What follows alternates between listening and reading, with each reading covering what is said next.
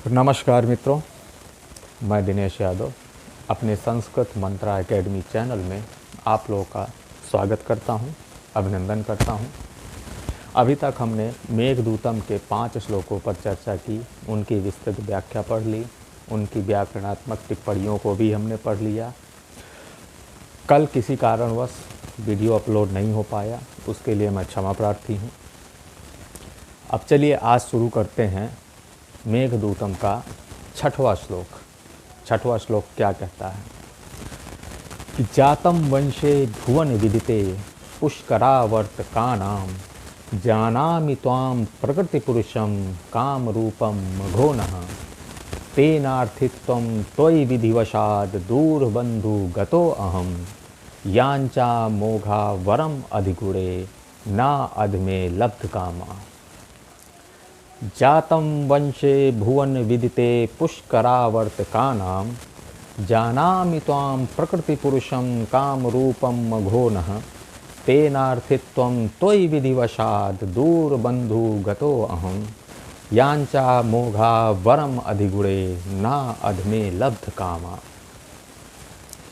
अब देखिए यहाँ पर क्या यक्ष मेघ को बता रहा है कि मेघ किस वंश में उत्पन्न हुआ है और जो मैं याचना कर रहा हूँ तो ये मेरी याचना किस प्रकार से सफल है, और अगर सफल है तो किस प्रकार से है, निष्फल है तो मैं किस कारण से मैं निष्फल कामना कर रहा हूँ मेघ से। इसका वर्णन जो है इस श्लोक संख्या 6 में किया गया। तो आइए देखते हैं कि जातम वंशे भुवन विदिते पुष्करावर्तकानाम।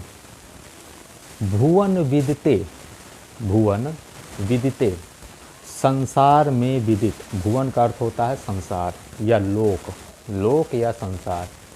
तो भुवन विदिते संसार में विदित या प्रसिद्ध वंशे, जातम भुवन विदिते और वंशे में सप्तमी का एक वचन है, विदिते में भी सप्तमी का एक वचन है और वंशे में भी सप्तमी का एक वचन है।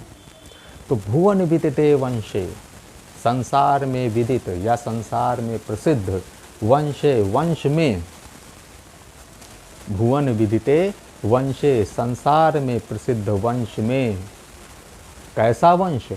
पुष्करावर्तका नाम, पुष्करा आवर्तका नाम, पुष्कर आवर्तका नाम, दीर्घ संधि है, पुष्करावर्तका नाम, पुष्कर आवर्तका नाम, द्वंद्व समास है। पुष्करावर्तका नाम में द्वंद्व समास है और संधि है तो दीर्घ संधि। पुष्कर और आवर्तक वंश में।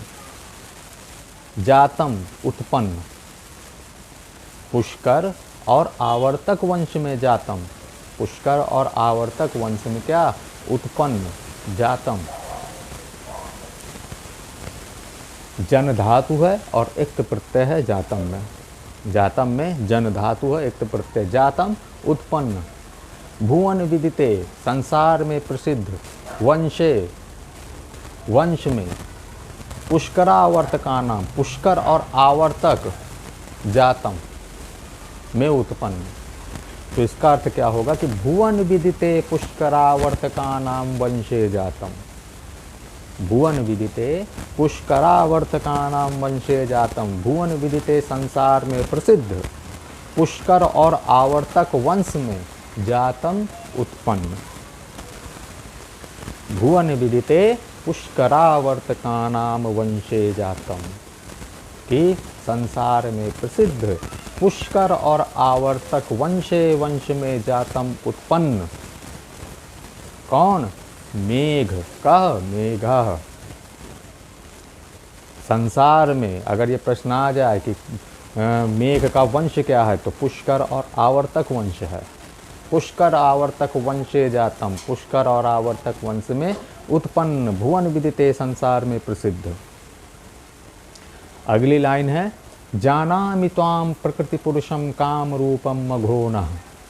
जानामि जानता हूँ, त्वां तुम्हें, प्रकृति पुरुषम, प्रकृति पुरुषम प्रधान पुरुष, जानामि त्वां प्रकृति पुरुषम काम रूपम मघोनः। मघोनः क्या? इंद्र के लिए यहाँ पर प्रयोग किया गया है। यहाँ पर मघोनः शब्द इंद्र के लिए प्राप्त किया गया है। मधुवत धातु है, षष्ठी के एक वचन में, मधुवत धातु के षष्ठी के एक वचन में बनता है क्या? मघोनः। तो मघोनः इंद्र के, षष्ठी का एक वचन, मघोनः इंद्र के, काम रूपम इच्छानुसार रूप बदलने वाला, काम रूपम इच्छानुसार रूप बदलने वाला, प्रकृति पुरुषम प्रधान पुरुष या प्रकृति पुरुष, कर्मधारय समास है, प्रकृतिश्चासो पुरुषश्च, प्रधान पुरुष कर्मधारय समास, मघोनः इंद्र के, मघोनः षष्ठी का एक वचन, मघोनः इंद्र के, काम रूपम इच्छानुसार रूप बदलने वाला। यहाँ पर काम रूप किसको कहा गया है? मेघ को कहा गया। काम रूपम इच्छानुसार रूप बदलने वाला, प्रकृति पुरुषम प्रधान पुरुष। बादल क्या होते हैं? रूप बदलते रहते हैं ना, कभी आकाश में आप देखेंगे तो कभी बादल कोई रूप ले लेता है, कभी कोई रूप ले लेता है। इसलिए यहाँ पर क्या कालिदास ने मेघ के लिए काम रूपम शब्द का प्रयोग किया है। काम रूपम, जो अपनी इच्छा के अनुसार, अपने कार्य के अनुसार रूप बदल दे, इच्छा अनुसार रूप बदल दे, काम रूपम।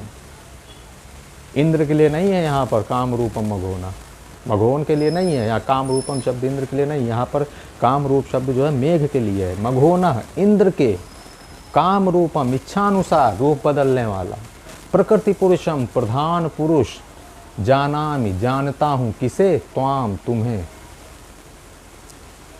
त्वाम किसे? त्वाम तुम्हें। त्वाम बनता है आपका युष्मत धातु में द्वितीय के एक वचन में त्वाम बनता है। युष्मत धातु है और युष्मत धातु के द्वितीय के एक वचन में बनता है क्या? त्वाम, त्वाम तुम्हें। तो जातम वंशे भुवन विदिते पुष्करावर्तकानाम जानामि त्वाम प्रकृति पुरुषम काम रूपम मघोनः, कि भुवन विदिते संसार में प्रसिद्ध पुष्कर और आवर्तक वंशे, वंश में जातम उत्पन्न, त्वाम माने तुम्हें, मघोनः इंद्र के, काम रूपम इच्छानुसार रूप बदलने वाला, प्रकृति पुरुषम प्रधान पुरुष, जानामि जानता हूँ। जानामि बनता है ज्ञा धातु के लट लकार के उत्तम पुरुष के एक वचन में, जानामि।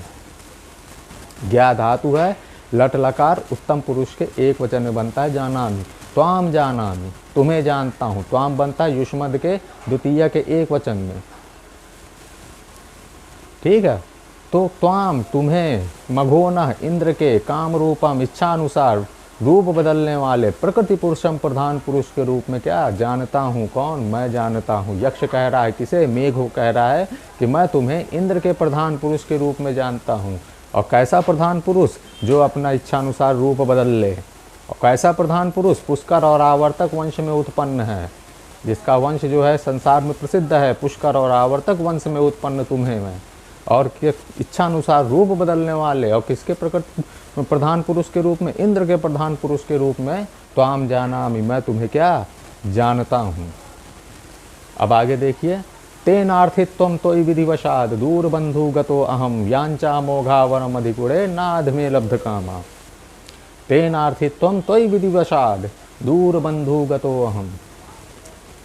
विधिवशाद, विधि वशाद, विधि के वश में होकर, यानी भाग्य के वश में होकर। विधि, विधि वशाद, भाग्य के वशीभूत होकर, भाग्य के वश में होकर।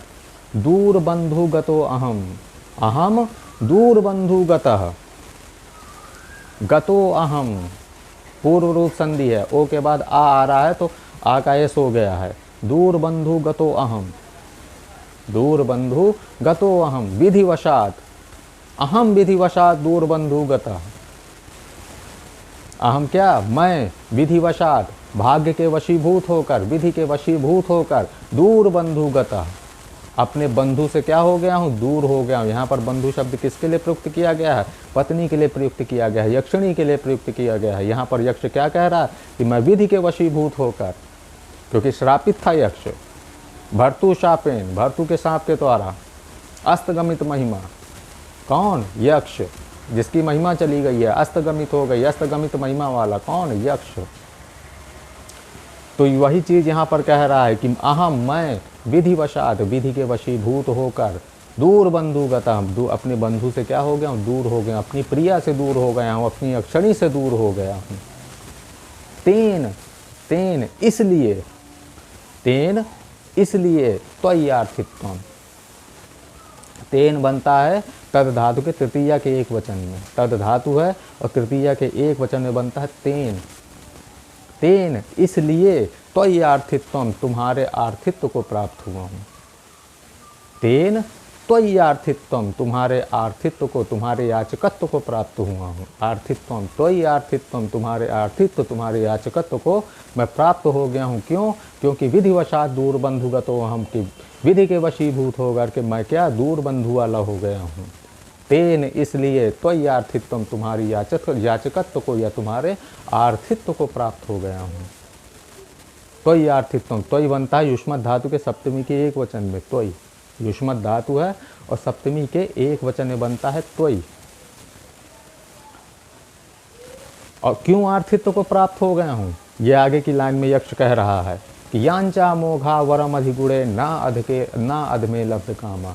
ये लाइन बहुत इंपॉर्टेंट है, पूछी जाती है कि ये सूक्ति कहाँ से ली गई है, तो इसको थोड़ा ध्यान कीजिएगा। यांचा मोघा वरम अधिगुणे ना अधमे लब्ध कामा।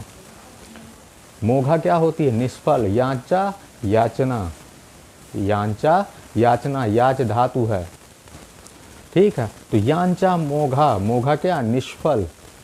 मोघा का अर्थ होता है निष्फल। वरम श्रेष्ठ है, अधिगुणे गुणवान के साथ।